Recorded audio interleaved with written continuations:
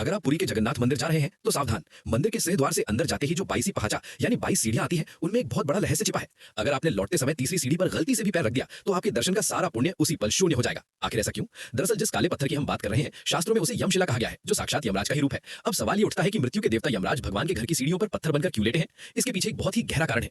जब भगवान जगन्नाथ पुरी में दारू ब्रह्म रूप में विराजमान हुए तो उनकी शक्ति इतनी ज्यादा थी कि जो भी भक्त उनके दर्शन करता वो सीधे पाप मुक्त हो जाता और उसे मोक्ष मिल जाता। यमराज ने देखा कि अब कोई पापी उनके पास यमलोक आ ही नहीं रहा है, उनका पूरा काम बंद हो गया है और चित्रगुप्त का खाता खाली हो गया है। चिंतित होकर यमराज भगवान जगन्नाथ के पास पहुंचे और बोले, प्रभु, अगर सिर्फ आपके दर्शन मात्र से ही हर मनुष्य पाप मुक्त होकर सीधा स्वर्ग चला जाएगा तो कर्मों का हिसाब कौन देगा? सृष्टि का संतुलन बिगड़ जाएगा और मेरे यमलोक का तो कोई अस्तित्व ही नहीं रहेगा। यमराज की ये चिंता सुनकर भगवान जगन्नाथ ने मुस्कुराते हुए एक उपाय निकाला। उन्होंने यमराज से कहा, तुम्हारी चिंता जायज है, मैं तुम्हें एक स्थान देता हूं। तुम मेरी इन 22 सीढ़ियों में से जो नीचे से तीसरी सीढ़ी है उस पर एक काले पत्थर यानी यमशिला के रूप में लेट जाओ। भगवान ने नियम बनाया कि जब कोई भक्त मंदिर के अंदर प्रवेश करेगा और भक्ति भाव में उस तीसरी सीढ़ी पर पैर रखेगा तो वो अनजाने में यमराज यानी मृत्यु के भय को कुचल देगा। यानी अंदर जाते समय उस पत्थर पर पैर रखने से भक्त के सारे पाप वही नष्ट हो जाएंगे और वो पवित्र होकर मेरे पास आएगा। लेकिन भगवान ने यमराज को एक विशेष अधिकार भी दिया। उन्होंने कहा, यमराज, लेकिन अगर दर्शन करके वापस लौटते समय किसी भक्त का पैर तुम्हारी उस शिला यानी पत्थर पर पड़ गया तो तुम स्वतंत्र हो। उस समय तुम उसके दर्शन का सारा पुण्य खींच लेना। इसका गहरा अर्थ यह है कि भगवान चाहते थे कि भक्त जब दर्शन करके लौटे तो वे विनम्र है। अगर लौट के वक्त लापरवाही से उसी पत्थर पर पैर रखा तो यमराज समझ जाते हैं कि भक्त के अंदर अभी भी अहंकार है, इसीलिए वो पुण्य छीन लेते हैं और उसे खाली हाथ घर लौटना पड़ता है। इसके अलावा इन 22 सीढ़ियों का संबंध हमारे पूर्वजों यानी पितरों से भी है।